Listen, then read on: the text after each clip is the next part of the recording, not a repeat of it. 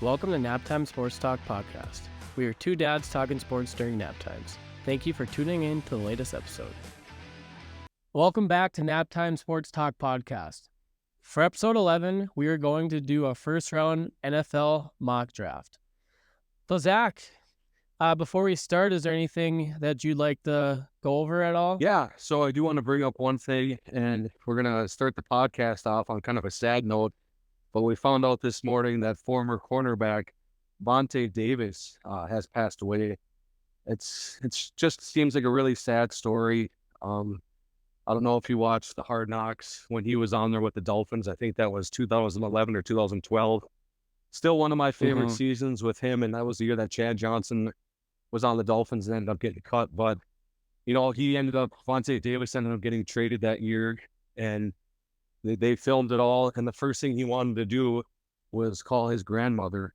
And unfortunately, this morning, his grandma was the one that found him dead in his apartment. Oh, no. And it was actually in her apartment. So I guess just a little background story on Vontae. I guess his parents were early in his life. I guess his grandmother raised him. His brother is tight end Vernon Davis.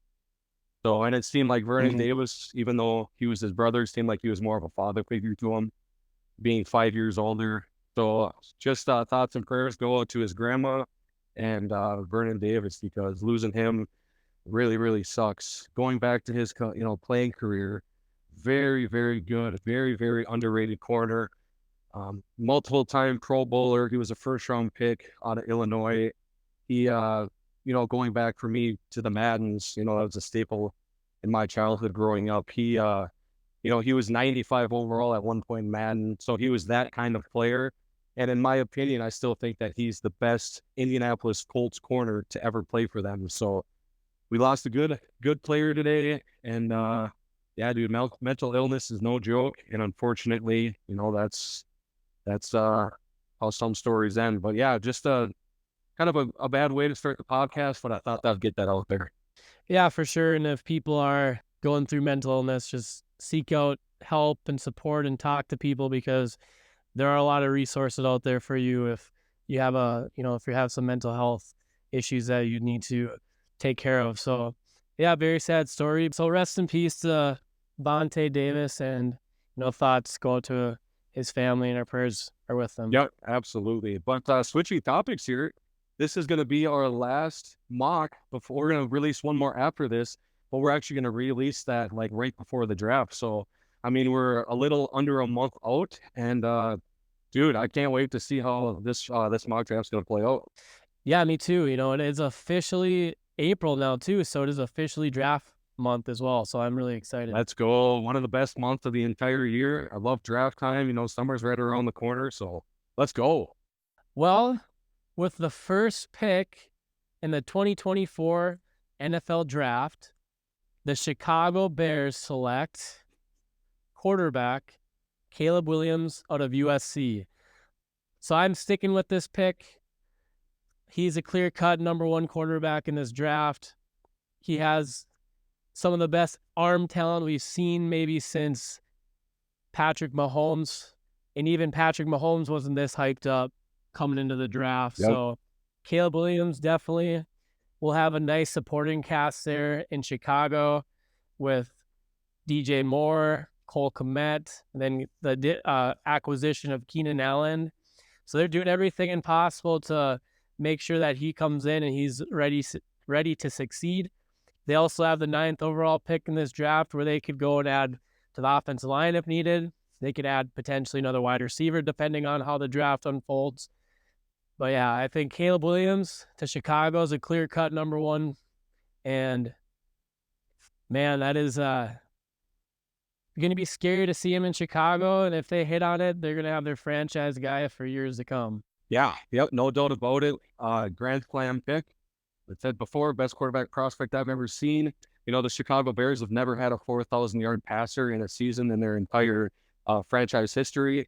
I do anticipate him doing that as a rookie with those weapons, as long as everyone stays healthy and Caleb can stay healthy. But absolute home run pick. And I'm going to say it again. I think the Chicago Bears with Caleb Williams are a playoff team this upcoming season.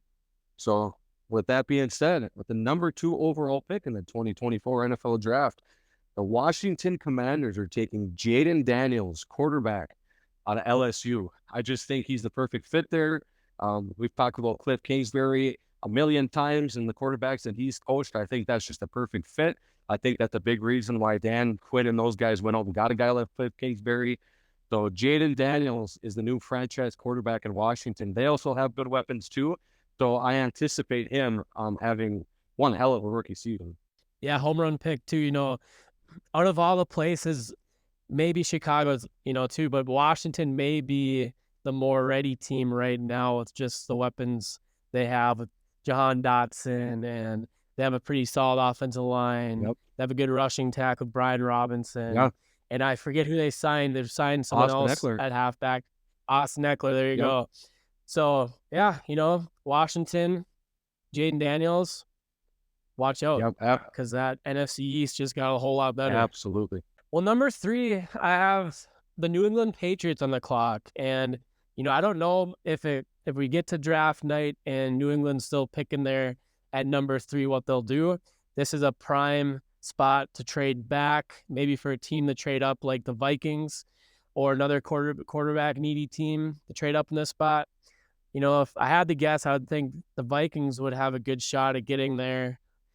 And I just don't think New England's built right now to take their quarterback and plug him in right now, but they could take a guy and potentially have him sit behind Jacoby Brissett to just continue to learn. But looking at other positions, they could go out in the next draft and get their quarterback there too. I'd imagine they'd be picking towards the top in the 2025 draft. So if I was them, I'm going to go out and do something a little different here. I'm going to draft Marvin Harrison Jr., wide receiver at Ohio State.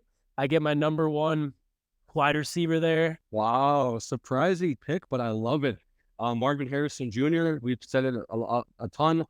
Best wide receiver prospect I've seen since Julio Jones, so that's a great pick. I think, like you said, them trading back, especially if Minnesota was willing to give up 3 first-round picks, I think that would be really hard for them to turn down, especially with all the holes that they have. They could have 2 first-round picks this year and 2 first-round picks next year. That's a good way to build a team quickly. So we'll see if they make a move like that, but they took Marvin Harrison Jr. at 3. I like it. Yep. So Arizona is here at number 4, and this is a huge trade back spot. So now with Drake May and J.J. McCarthy both on the board and Marvin Harrison off the board, I do think that Arizona would trade back from this spot. I think Minnesota would probably move up here and go get Drake May, but I don't think we're doing trades in our mock. So what I would do here is they're going to take the second best receiver in this draft class, and that is Malik Nabers. I think their number 1 need is wide receiver, and Malik Nabers is definitely a wide receiver 1 in most drafts. Special player.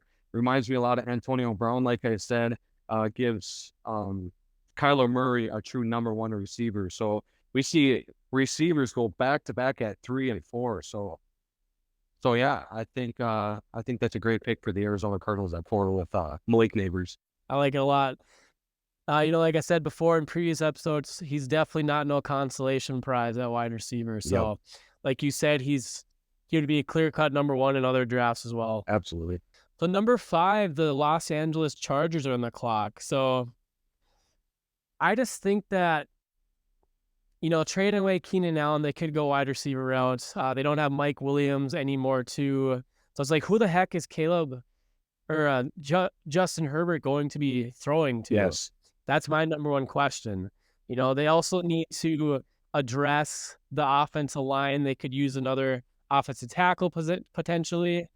But, man, I think the number 1 need right now is just get more pass catchers there for Justin Herbert. So I'm going to select Brock Bowers, tight end out of Georgia. The clear-cut number 1 tight end prospect, maybe one of the best prospects we've seen at tight end in a very long time. He can do it all. He can block, he can catch, and he just has an innate ability to make plays. So go get a big guy that can still add to that run game there in LA and, also have a really good pass catching ability and make a difference in the pass game as well for Jim Harbaugh. Yeah, for absolute perfect fit. And I think Brock Bowers should be a top 5 pick. I think he's a top 5 player in this entire draft.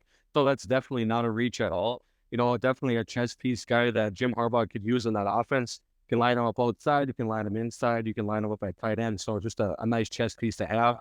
And this is another position here where the Chargers could definitely trade back because they do need offensive line help and they can collect more draft capital. But with the guy like Brock Bowers still on the board, and like you said, the receivers being not as good as, most teams in the league, they might have the worst receiving core in the entire NFL. So getting a guy like Brock Bowers is huge. For sure. And it's a heck of a class to need wide receivers too. So Exactly. Number 6, the Giants are on the clock here. I still think that their biggest need is wide receiver. They were probably a little nervous that Marvin Harrison and Malik Neighbors went as high as they did, but they're still able to get Rome Odunze, a guy that in most drafts, dude, he's wide receiver number 1, very special player. I think he's going to fit in perfectly in that Giants offense. They do have Daniel Jones for 1 more year. So now in this draft, with Drake May still on the board, it would be really, really hard for them to pass up on it. But yeah, they do need a receiver. I think Rome Odunze is better than all the receivers in next year's draft class. So I think that would play a factor in that.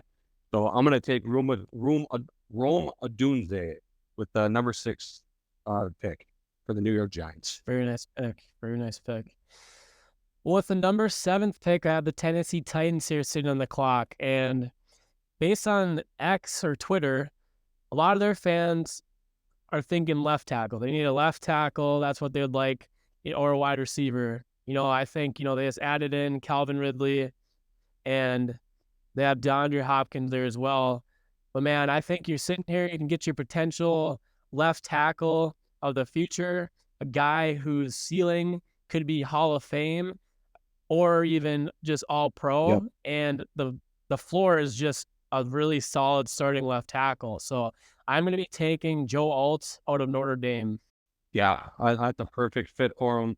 They went Peter Skorowski with their first-round pick last year, so they're just beefing up that offensive line. They got plenty of weapons on the outside now with Calvin Ridley. They got Tony Pollard as a running back now, so I think their missing piece now is that left tackle. So that's a home run pick for the Tennessee Titans there at number 7. But moving on to number 8, I think the Atlanta Falcons are sitting in one of the best spots in this entire draft. They spent tons and tons of money on that offense this year. They kind of get to sit back and relax and see how these top 7 picks unfold, because more than likely these top 7 picks are going to be all offensive players. So the Atlanta Falcons will have their pick of their poison with their number 1 defensive player on the board. And I would assume that's going to be Dallas Turner, defensive end pass rusher from Alabama. Definitely their biggest need. And I think, with a guy like that falling to number 8 because of all these receivers and quarterbacks, going early, I think that's just a home run pick for them, and they're pretty ecstatic there in Atlanta. No doubt. We mocked him too earlier on in our episodes to Atlanta, so I think that's going to be a prime destination for him there. Yep, absolutely. Moving on to the number 9th pick, I have the Chicago Bears are back on the clock. They picked Caleb Williams there with the first overall pick. So now, Zach, I'm looking at the board. We just had the first defensive player go at 8, which is pretty insane to me because usually those defensive guys go a lot higher. But this is a heavy loaded offensive class. So I'm going to be selecting Jared Verse, Nice. defensive end. He's going to pair nicely on the opposite side of Montez Sweat. So Jared Verse is a very powerful pass rusher. And man, Montez Sweat, Jared Verse on the ends for Chicago. Look out, they get their quarterback of the future and they get a stud defensive end to build around on defense. Yeah, the Bears are sitting really nice. They're going to get Caleb at 1, and then at number 9, no matter if Turner falls to him, Verse, like you just picked, or even one of those receivers, they're sitting really, really nice at number 9. Jared Verse, opposite of Montez Sweat. I mean, good luck. Good luck stopping both those guys. I don't know who you're going to double team or, put the tight end out there to chip block one of those guys. So Jared Verse going opposite of Montez Sweat, you can really look at him potentially being defensive rookie of the year in that defense. No doubt. But moving on to number 10 here, the New York Jets are on the clock. Now, this is a team that spent a lot of money this offseason on the offensive line. They went out and signed John Simpson, which I would assume would be a starter at guard. They got Tyron Smith. He's definitely going to be their left tackle. But they also traded for Morgan Moses. Now, is Morgan Moses going to be their right tackle going forward? I'm not 100% sure. So what I'm going to do here is I'm going to take the best player available, in my opinion, and that is taking right tackle J.C. Latham out of Alabama. I think he's one of my favorite players in this entire draft. Nasty, nasty offensive lineman. I've said this before, but I think he could be a top 5 right tackle in the NFL as a rookie. So pairing him opposite of Tyron Smith, they really improved that offensive line. And the number one thing in New York is you got to keep Aaron Rodgers upright. And this is a big, big pickup to do that. So I'm going to take J.C. Latham to the New York Jets. And I like it. And I'm not sold on Moses being the starting right tackle for them. So I think Latham would be a home run pick. Yeah, 100%. Well, we're sitting here, Zach, number 11, the Vikings are on the clock. Yes. And if this happened, I don't think this is going to the way it's going to fall. Yep. I think if they want one of these guys, they're going to have to move up. But we have our pick here. We can take Drake May. Yep. We can take J.J. McCarthy. Yep. Or we could take Michael Penix Jr. Yes. And I think if this is how the board fell, I think this is the guy the Vikings wanted, and that is Drake May, quarterback out of North Carolina. Yep. Like we spoke before, he would fit perfectly in the KOC offense. His ability to hit the crossing routes is something that he consistently did in college. He has really good deep ball. He's still developing and growing as a player, which is really enticing to me and exciting to me. Yep. I think, like we said before, he could benefit from sitting a little bit too. Perfect situation. We have Sam Darnold to start the season, and then whenever Drake May is ready, you unleash him, let him go. So I would be very excited if we ended up with Drake May here at number 11. Like I said, I think we'll have to move up to get his talent. Yep, and I totally agree. If somehow this is how the draft played out, the Vikings would be sprinting to the podium with that card. I think they want Drake way more than even Jaden Daniels, if I had to assume. So if a team like the Patriots actually took Marvin Harrison Jr., I think they would definitely make a trade with the Arizona Cardinals and forward to get Drake May. But somehow Drake May falls to 11 in this draft, and that is a home run pick. Like you said, I would like to see him sit here, but either way, Vikings fans should be ecstatic because you have your franchise quarterback. And I think the highest quarterback that they've ever taken was Dante Culpepper at 11. So it's kind of funny that they're taking Drake May at 11 too. So absolute home run pick, and I love that. But moving on to the Denver Broncos. Now the board plays out really well for them too, because I think their number one need is a franchise quarterback. Right now their starting quarterback is Jarrett Stidham, and I don't think Sean Payton feels confident enough to play this entire season with him at quarterback. Well, guess who's still on the board there at number 12, and that's J.J. McCarthy. So that's what I'm going to take for the Denver Broncos. The Broncos do not have their second-round pick, so trading up to get one of these guys is going to be a lot harder for them than like a team like Minnesota or the Raiders. So if the draft actually fell like this and JJ fell right in their lap, I think Sean Payton would be ecstatic, and they would definitely make that pick. So I'm going to take J.J. McCarthy to the Denver Broncos at 12. All right, I like it. He just kind of looks like a Bronco to me, too. Yeah, he definitely does. I completely agree with that. Well, here we go, Raider Let's Nation. go. You are on the clock at 13, and Zach is letting me make this pick for y'all. Yep. So here we go. Hopefully I don't disappoint. We'll see. But, we'll see if you get boos or cheers. There's a lot of, there's so much talent sitting here on the board. And like you said, right now we can't make trades in this mock. Yes. And if I was the Raiders, I would maybe think about taking, best available or best player available on their board at 13, and then potentially trading up and back into the first round for a quarterback. But we don't have that potential here in this draft or possibility. So I'm going to stick there, and I'm going to be taking your boy, Spencer Rattler. No, I'm just joking. Michael Penix Jr. from Washington. So put Michael Penix right there in the Raider offense. And, I think people are sleeping on him because, people say, he played versus easy teams all year long. And Man, I just don't agree with that because every single game I watched besides the Michigan game, the championship game, he just impressed me the whole time. Yeah. He was making deep ball throws. He was just sitting there in the pocket, picking teams apart. And man, he impressed me more than JJ McCarthy. I think a lot of people are falling in love with JJ McCarthy's personality and, the potential that what he could be.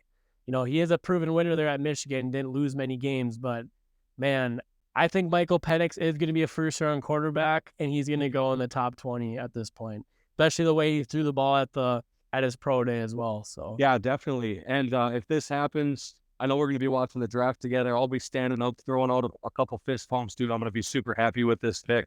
Um, you know how I feel about Michael Penix. He is my quarterback 3 right now behind Caleb and Jaden. Big fan of his. When Tom Telesco and Antonio Pierce had their introduction press conference, the one thing Tom Telesco really emphasized was he wants to push the ball down the field. And which quarterback in this entire draft pushes the ball down the field, better than Michael Penix? I don't think anyone does. So I think he really, yeah, I think he really fits what we can do. I think he's one of the most pro-ready quarterbacks. So you can play him right away as a rookie, and a guy that I think he would just look so cool on the Raiders too. So, and then another thing about taking a quarterback at 13, I'm definitely warming up to it for sure. Especially like he ran that 4.56 at his pro day, which is a lot faster than a lot of people thought. A lot of people think of him as kind of a sitting duck in the pocket, and he's not that. I think he just chooses to do that because he's such a good pocket passer. So I do think that he's going to go in the top 20. So if the Raiders want him, don't even risk, trading back and hoping that he's there. Just take him at 13. And the 2 biggest needs that we have is offensive line. Well, this offensive line class, majority of the scouts think that this is the best draft in the last 20 plus years. So you can get a nice day 1 starter in the second round. And then you look at I think our second biggest need is corner. We need a number 1 corner. And you look at free agency, and there's still guys like Adoree Jackson's out there, Xavier Howard, JC Jackson and Stephon Gilmore. And I think Patrick Peterson's still out there too. So those guys you can sign to a 1-year deal, and you can go out there and play them and get your quarterback one next draft or next off season. So I think, like I said, I would be super, super pumped if they took Penix at 13. Hopefully that happens, but absolutely love that pick. I'm going to give you an A+ on it. Awesome. Just real quick, I would love to if Penix was a Viking. So I would even pick him at 11 if he was there. If Drake May and JJ McCarthy went before him, so I'd be really happy. And if he end up in Las Vegas for the Raiders, that'd be really cool as well. So yeah, and I would feel comfortable taking him at 11 too. I just think he's going to be one hell of a pro, and with all those weapons that the Vikings have, I mean, how is he not going to be just a stud quarterback?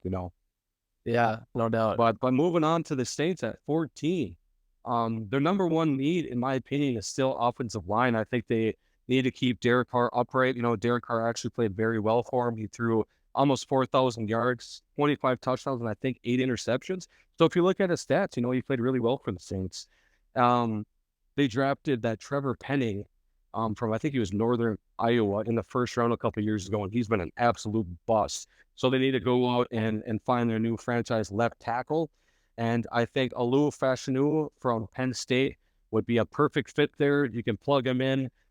Elite pass blocker. Needs a little work on the run game, but put him at left tackle. Keep Derek Carr upright. I really like that pick for him, and that's what I'm going to take for the Saints. Nice pick. He's got those 8.5-inch hands, so maybe he'll end up being bust for the Saints down there. But he might be with that hand size, man. You never know.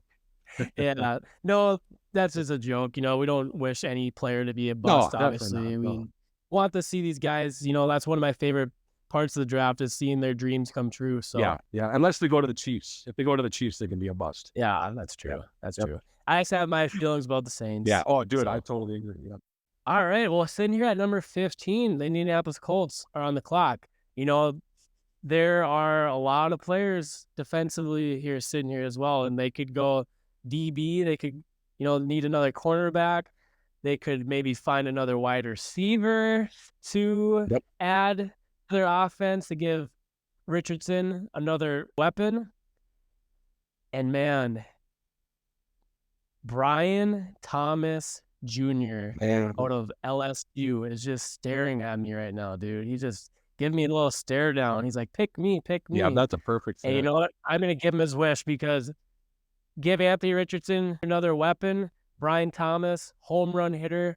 You know, I think, like you said before, your comp for him is Randy Moss. Yeah, You yep, know, yep. so he kind of reminds you of Randy Moss. That says a lot. I speak volumes, but Yep. man, I just watching his tape, how fluid he is with his route running, and man, Jaden Daniels had some studs there at LSU. Yeah, he definitely did. And if you look at Anthony Richardson, I mean, the thing that people were so amazed with last offseason was his arm strength. He's got one of the biggest arms in the entire NFL. Well, why not go out there and get one of the best deep ball threats? Or he is the best deep ball threat in this draft. But I think as a rookie, he's still going to be one of the best deep ball threats in the entire NFL. So let Anthony Richardson chuck that ball 70 yards downfield. Let Brian Thomas Jr. with that 4.33 speed run right underneath that ball, catch it for sticks. I think that's a big time playmaker for him and something that they need. You look at a guy like Michael Pittman Jr. He's more of a possession guy. Move the chains on third down. So to go out and get a big time speed threat on that outside, I think would be huge for Anthony Richardson. So great pick. Yeah, they'd have a really nice tandem there with Pittman Jr., Downs, and then now Thomas Jr.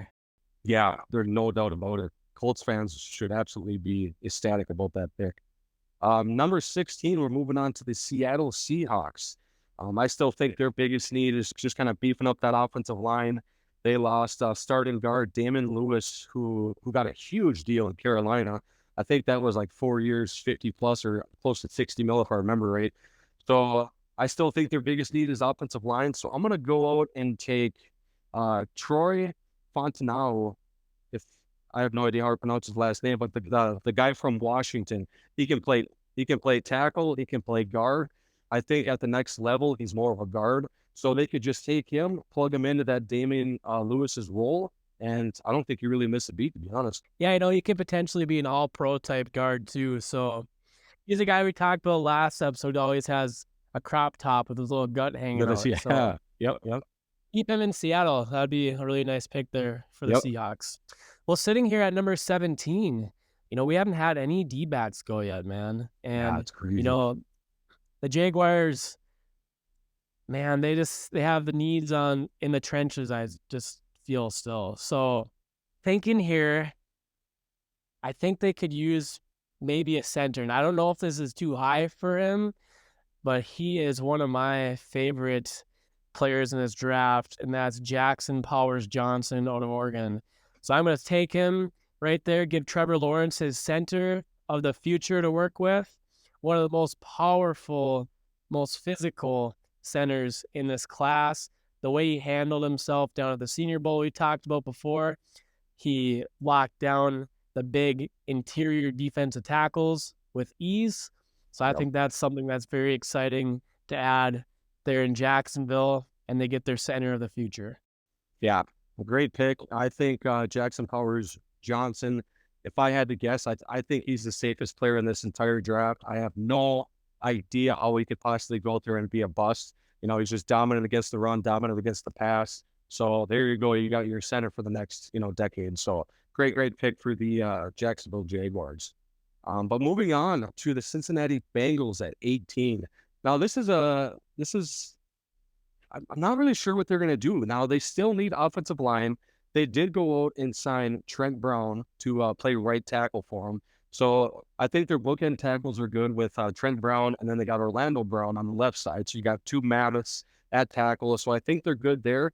What I'm looking at here is T. Higgins. What's going to happen with T. Higgins? T. Higgins is probably going to look for a contract close to $100 million. They still have to pay Jamar Chase. So are they really going to pay two receivers $100 million? I don't think so. So I would not be surprised if T. Higgins is a draft day trade, kind of like A.J. Brown was a couple years ago. Yeah. And, they're going to get a nice haul from him. I would assume that they would get, probably a one, definitely a two. But I would assume that they would get a one back in return. So what I'm going to do is I'm going to say that they're going to look for the wide receiver of the future. And I think that they're going to take, or I would take, A.D. Mitchell, wide receiver out of Texas. And the main reason why I'm taking him here is because my comp for him is T. Higgins. I think Yeah. they play a lot alike. So you get a guy like AD Mitchell, you can reset that rookie contract and let T. Higgins go get $100 million from a different team. And I don't think your team really misses a beat because I think AD Mitchell is his potential is definitely T. Higgins, and I think it's just a fantastic fit there in Cincinnati. That would be a home run pick there for the Bengals. That to their wide receiver corp, like you said, the comp is T. Higgins. That's kind of funny, They get a guy similar skill set to T. Higgins to replace himself. So Yeah, yep. well, sitting here at 19, the LA Rams are on the clock, and man, like I said before, man, no D-backs have gone yet, Zach. Like this is kind of crazy. This Sitting here is at 19. crazy. Oh, they haven't had a guy playing DB or cornerback position there since Jalen Ramsey. They traded him last year. I believe it was last year, right? This is his first year in Miami. Yep, correct. Yeah, so I think they need to go out there and replace him because they sure missed him last year. And I'm taking my favorite cornerback in this class. That's Quinion Mitchell, cornerback out of Toledo. Nice. Really, He's really got like that incredible. pick. For sure, he's got incredible ball skills, like we said before. His bench press was close up there with some defensive linemen, which was crazy. I think it was like the low, maybe 20s or something like that. Yep. Yeah, man, you're going to get your lockdown guy who's got incredible ball skills. Took 3 pick sixes to the house last year in one game, which is insane. I don't think I've ever seen something like that before. So, Yeah, I would know that the Rams would be very excited adding him to their DB room. yeah. And they just signed Tre'Davious White, but I don't think that should steer him away from taking a quarterback in the first round. It's still a huge need for him. Quinion Mitchell, one of the most athletic freaks in this entire draft. So that's a great pick for him. But moving on to the Pittsburgh Steelers at pick 20. Now, this pick's probably going to surprise a lot of people. I would have taken Jackson Powers-Johnson if he was there, but he just got taken a couple picks ahead of me there at 17 to the Jacksonville Jaguars. So some people might think this is a reach. I've been seeing some mocks with this name in the first round. He's really climbing up the draft boards, and that is center Zach Frazier from West Virginia. Last year, looking at the Steelers, they had Mason Cole was their starting center, and he was terrible. And I'm pretty sure that he's a free agent. So as of right now, the Pittsburgh Steelers don't even have a starting center. So you're going to get a guy like Zach Frazier. He can also play guard too, but he's obviously going to be your center at the next level. And it's a huge upgrade over Mason Cole, who they had last year. So I think that would be a really good pick for the Pittsburgh Steelers. So I'm going to take Zach Frazier, center, out of West Virginia there at pick 20. I like it. Like I spoke in the last episode here, he was in my top 10 for offensive linemen. So just another very physical center who I think, like you said, will make an immediate impact there in Pittsburgh. Yep, absolutely. So sitting here at number 21, and man, if I was the Miami Dolphins, I would just be completely ecstatic right now because they are getting a player that I think is a top 2 offensive tackle in this class, and that is Talisi Fuanga out of Fuanga State. So I love saying his name, man. It's a lot of fun, but dude, just a complete animal. Very powerful offensive tackle. And like I said before, man, once he gets his hands on you, good luck because you ain't moving anywhere. Yeah. Yep. And these guys are probably the second most excited team in the entire draft. How this draft has fallen. Getting a guy like that at 21 is absolutely insane. They just lost Robert Hunt to the Carolina Panthers on a $100 million deal. And I think they're actually going to upgrade that position, as crazy as that sounds, there at guard. So grand slam pick for the Miami Dolphins. Yeah, do you think, because I think he'll probably play offensive tackle, but maybe he could move into guard. Yep. What do you think on that? So, and that's the thing. That's what's nice about him is he played guard and tackle at Oregon State. So he could play both. Would they play him at right tackle? I guess I don't really know who their right tackle is off, without looking it up. So maybe they could, but I just think that Robert Hunt, how he's gone, they really didn't fill that hole. Getting a nasty guy like that at guard, he's never allowed a sack in college. I don't know. It's either way, it's nice having a guy like him because you can plug him at either offensive guard or offensive tackle. So it works out, really well for him. Yeah, he's got the versatility there. He can, like you said, he can move inside if needed. Yeah, no doubt about it. Before we move on to the next pick, if you're ever having a bad day, just say Fuwanga, because that's it just puts a smile on my face when I say it. Dude, and I struggled saying that last podcast, but Fuwanga, I think I got it down now, so we should be good to go going forward. But that is a fun name to say, no doubt about it. Little shout out to the movie Elf. Yeah, exactly. All right, pick number 22. The Philadelphia Eagles are on the clock. I think this is a big trade back position if a guy like Michael Penix somehow falls to 22. You and I both just discussed it. We both think that he's going to be a top 20 pick, so he's probably not going to be there at 22. Another thing about the Eagles, Kelsey, their center retired, so that's a huge loss for him. And we've seen Jackson Powers-Johnson get off the board, and now Zach Frazier's gone too. So what do they do if they stay put? Now, what I would do is I'm going to take safety Tyler Nubin out of Minnesota. Wow. Yep, I've talked about him in the past. I think he's a top 15 player in this entire draft. I don't think he's getting talked enough. I don't think he's getting the praise that he really deserves. Is he going to be a first-round pick? If I had to put money on it, I'm going to say no, he's not. I don't think he's going to go in the first round. But what I would do here is take him at 22. I think he's going to be a superstar safety at the next level. And I know they just signed Gardner Johnson. They got him back. But what's nice about Gardner Johnson is he's an elite nickel corner. So you could slide him down, let him play nickel corner. I think their safeties last year were Sidney Brown and Reed Blankenship. So Tyler Nubin's an upgrade over both those guys. So that's who I'm going to take at 22, Tyler Nubin, safety out of Minnesota. I love it. You know what? He could be a guy that goes a lot higher than people think. I hope so, because he's a superstar. No doubt. If you had to just say real quick, who do you think was better coming out of college, him or Antoine Winfield Jr.? I'm going to say Tyler Nubin. Okay. I think a lot of people would probably say Winfield because he's a little more versatile. He could play all over the field. And Antoine Winfield Jr. played like the best safety in the NFL this past season. So it's really hard for me to say that. But he is definitely a stud, superstar safety. But just going back and watching Tyler Nubin games, him in coverage, him blitzing off the line. This is another guy that you can move all over the field. I think Tyler Nubin, has potential to be even better than Antoine Winfield Jr. at the next level, which is insane to say because Winfield has been killing it. No doubt. Vikings at 23, we're back on the clock. Yep. And man, if this happened, I would just be doing cartwheels. I know where you're going. So one of my favorite defensive linemen in this class is sitting there. Yeah. The guy that we need at interior D-tackle to make a difference. I'm trying to draw this out to make it a little more dramatic here. I love it. And that is Byron Murphy II out of Texas, man. I would be so pumped if we ended up getting Byron Murphy II at 23 and Drake May at 11. Obviously, that's probably a pipe dream, but man, right now, I'm just ready to roll with the Vikes. So, yeah, I mean, I couldn't imagine if that happens. Vikings fans should be freaking running down the street screaming because that's one of the best traps you could possibly have. Getting Drake May and Murphy. I still think defensive tackle for you guys is a massive need.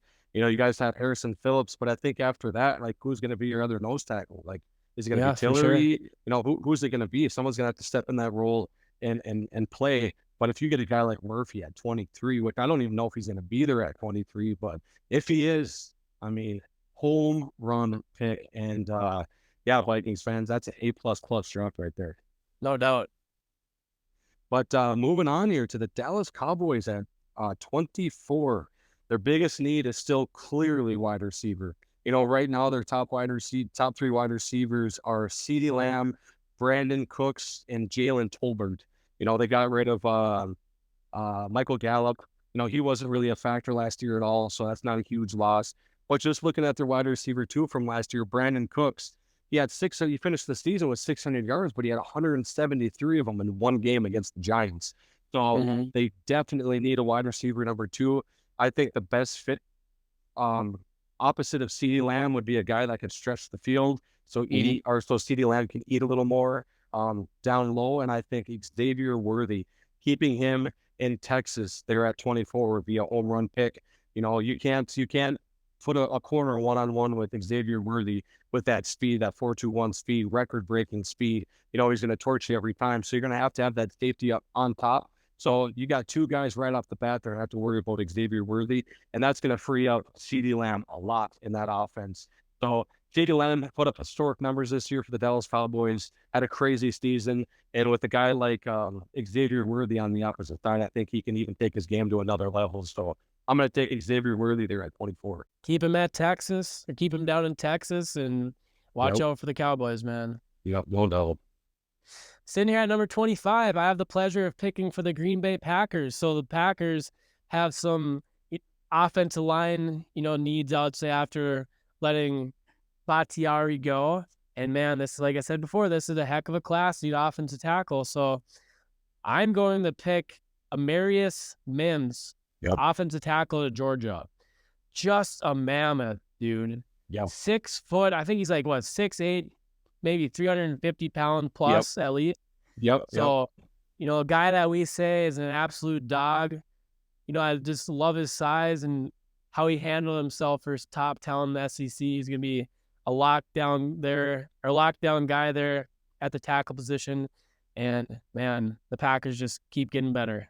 Yeah, no doubt. I mean, he is definitely an absolute dog, and he has that 7'2" wingspan. So, defensive ends, he just swallows them up with that size and that wingspan. So that's a great pick there for a Packers. And now that Bakhtiari isn't there anymore, that's definitely a need for him. So great pick for the Green Bay Packers. Moving on to number 26 here. Now this is crazy. The Buccaneers' number one need, in my opinion, is still a cornerback. They have guys like Zion McCollum, Jamal Dean, Josh Hayes. Casual NFL fans probably have never heard of any of those three. So I'm going to go out there and I'm going to give him another corner. And it's pretty crazy that this guy is still on the board, unless I missed it, because it's kind of surprising that this guy's still here. Terrion Arnold is going to go here at 26, which would blow my mind because a lot of people think he's the number one corner in this entire draft. He can play. He can play all over the field. He can play nickel, outside. He even played some safety at Alabama. So, the Tampa Bay Buccaneers, they like that versatility on defense, especially with guys like Antoine Winfield Jr. Well, you're going to get another one in Arnold. So I'm going to take him there at 26. Man, what a pick that would be. What a steal. That's great value there at 26 for Tampa. Yeah, I don't think that going into it, they're going to assume a player like that is still on the board. So they would be over the moon happy with that. No doubt. Well, moving on to the 27th pick, you have the Arizona Cardinals back on the clock. So they picked Malik Neighbors at number 4, wide receiver out of LSU. And now, I think potentially they would could get a guy here, Zach, who people are kind of forgetting about, and that's Johnny Newton out of Illinois. Yes. I think he'll be an outstanding interior defensive lineman in the NFL. Man, you go watch his tape, and he gets after the quarterback. He's good in the run. And, man, I think he would just be a home run pick there for Arizona. They get a guy on offense. They get a stud on defense. And they just keep continuing to improve their team. Yeah, and like you said, people are kind of forgetting about him. I thought like as soon as the season ended, I thought he was probably the best defensive tackle. And now he's kind of fallen off the board a little bit. I think Murphy is ahead of him. But if you look at Newton play, put on his highlights, he's got a little Aaron Donald. He looks like Aaron Donald. Just the way he's built. He's not that tall. He kind of just squeezes by centers and guards and can really rush the quarterback. So I really like Newton there at 27, and that's a great draft there for the Arizona Cardinals. But moving on here to the Buffalo Bills here at 28. Now, this is a team that really doesn't need a whole lot. They're going to be in contention every year with a quarterback like Josh Allen. But I'm going to go wide receiver. I think that's a need for him. Gabe Davis is gone to Jacksonville.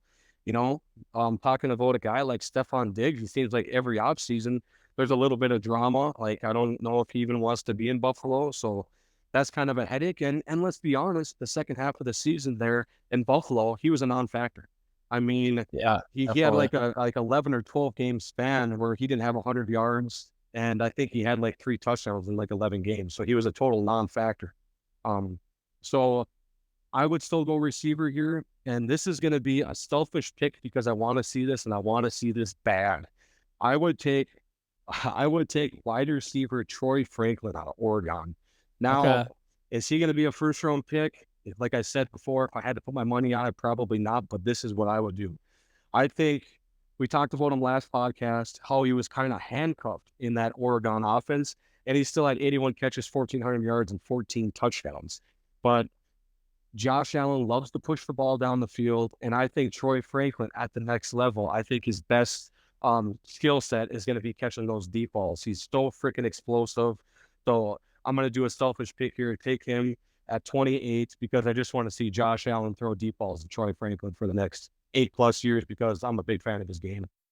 We'll have the Detroit Lions on the clock at number 29. And man, if they ended up doing this and sitting here and this guy falls to him, just because of probably his injury history, but the talent wise, he could be the best, end up being the best edge defender in this whole class.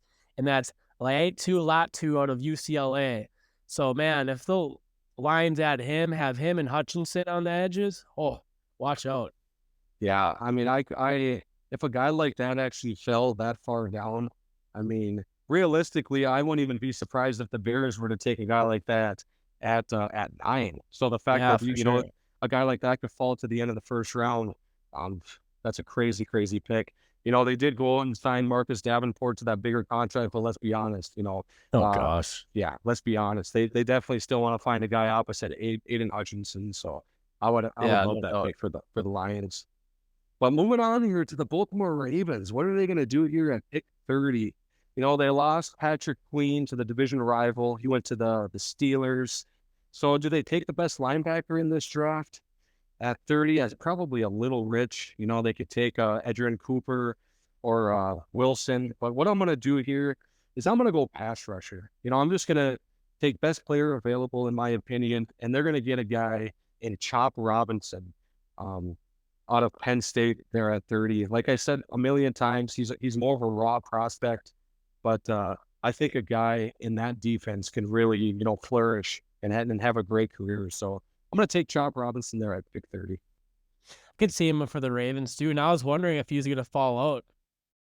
Yeah, and I could definitely see that too. I think earlier in our podcast, I don't remember what episode, but I thought he was going to be a top 20 pick. But if I had to guess now, I don't think that's going to happen.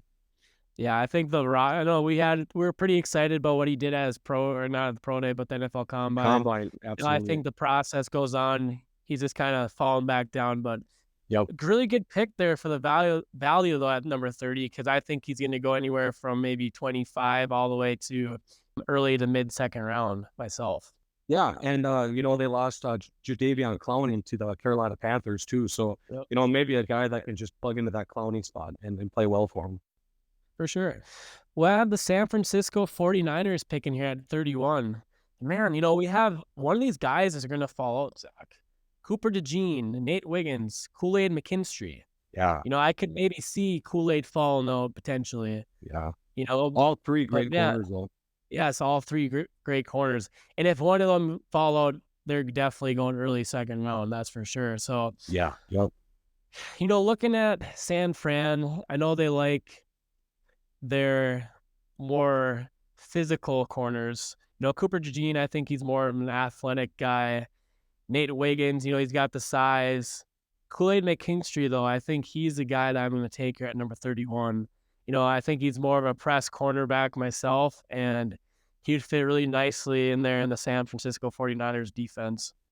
Yeah, and it's kind of weird. He just looks like a 49er, I think. So that's very it's a true. really nice fit. And yeah, I mean, for some reason in this mock, man, these corners are really falling. So getting a guy like that at 31, dude, the hell of a pick for the 49ers. The rich just keep getting richer. That defense is elite. Yeah, no doubt. But the last pick here in the first round, the Kansas City Chiefs, what are they going to do? They can kind of go wherever they want because, with Patrick Mahomes and Andy Reid, they're going to be in it at the end of the year, every year. So, Mm-hmm. they did sign Hollywood Brown in free agency, which was a huge get for him. They're going to plug him into that Tyreek Hill role.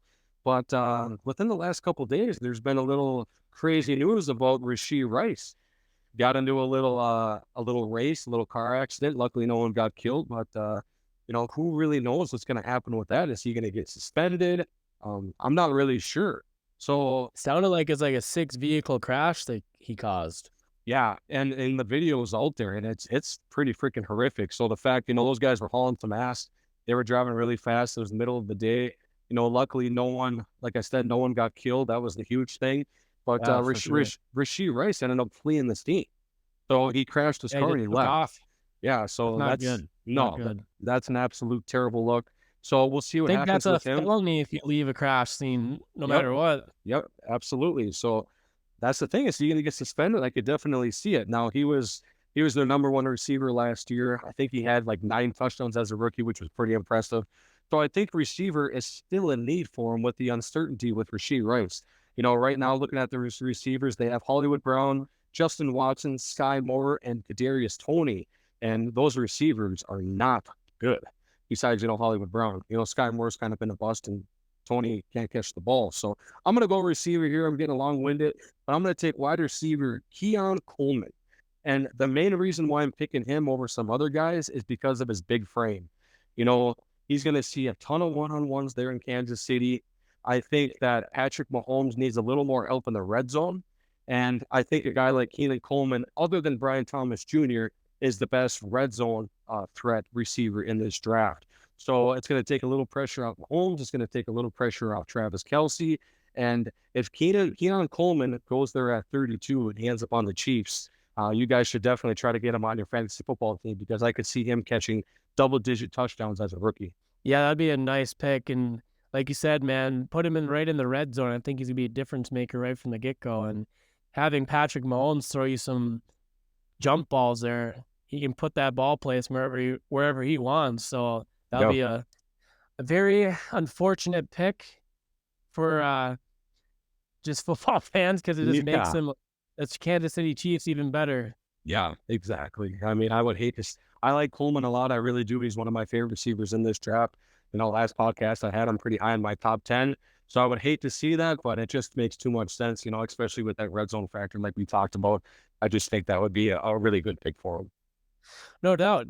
So Zach, just in here, looking at the prospects left, who are some guys that kind of surprised you that we didn't have here in the first round? So the corners, I was really surprised that there's going to be some stud corners there in the first round. We didn't have any linebackers go. I think Wilson is a day one starter. I think Cooper's a day one starter.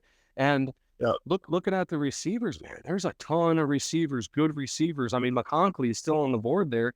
And, a guy that I think is probably going to be a first round pick. But I mean, if he somehow falls to the second round, I could see teams trying to trade up. I think the Bears had the first pick in the, or no, who has the first pick in the second round? Carolina. It is Carolina. Okay, man. See, Carolina's going to get a hell of a player there, man. Yeah, they're going to get a heck of a player. Yeah, it might not look as bad as we thought for them, but like they could add potential, even way better player number one. But hey, they took their chance. You got to give it to them. They took their shot at drafting Bryce Young, and it's not a foregone conclusion that he's not going to work out. We'll see what he does with a new coach there. Yeah, yep, new regime. I think getting guys, they really beefed up their offensive line, which is huge. He's not going to get beat up as much as he did. I know one of the big things for Bryce Young coming into this draft, or this last draft, was, his durability concerns, because he's so small. But man, he took a beating there in Carolina and stayed healthy for the most part. So yeah, I totally agree. I don't think that, you can label that bust on him quite yet. I still think you got to give everyone 3 years at least before you start, I agree with that. Yeah, putting that label on guys. So we'll see what he does. He also got a new receiver in Deontay Johnson. So, maybe Deontay Johnson can, resurrect his career a little bit. And they could get a guy like McConkley there, with that first pick in the second round. And I think, he's got all the potential to be a Pro Bowl receiver at the next level. No doubt, Mr. Smooth Criminal. He is. I think absolutely. I had him at number 7 on my top 10, but yeah, he's one of my favorite wide receiver prospects in this class. Yeah, no doubt. But it's fun to do these mock drafts. It's fun to see where these guys go. You know, there's going to be tons and tons of talent there on the second round. So day two is going to be just as fun as day one when it's all said and done. But this is a draft class I really love. It's really offensive heavy, but you know those corners and D linemen are studs too. So awesome draft class. No doubt about it. And if Vikes fans, Raider Nation, hit us up on Twitter. We also have an Instagram account. Let us know your thoughts after listening, what you thought about our picks there for the Vikes and for the Raiders, and who are some prospects that you all want to let us know. So, yeah, we love to hearing everyone's feedback on the podcast, and we hope you're all enjoying. Yeah, definitely. And just to recap it, the Vikings were able to leave this first round with Drake May and Byron Murphy, which is insane. And the Raiders were able to leave with their franchise quarterback and Michael Penix. So if that happens for both of us, I think both of us are going to leave that first night, very happy and excited about the future for both of our franchises. For sure. So we'll see, we'll see how this all plays out. But like I said before, if I had to guess, we'll see if the Vikes trade up in the top 5 to get their guy. And I think that's more likely. But hey, if this is how it played out, we'd be very happy. Yeah, no doubt about it. We're going to do one more mock draft when it's all said and done. We're going to do it the week of the draft. So, keep an eye out for that. Keep an eye out for future episodes. We're going to start breaking down these defensive linemen going forward. Until then, hit those bell icons, get notified when new episodes drop. Just win, baby. Straight cash, homie. Thank you for listening to our episode. Be sure to give us a follow on Instagram and X at Naptime Sports Talk Podcast for content related to the pod.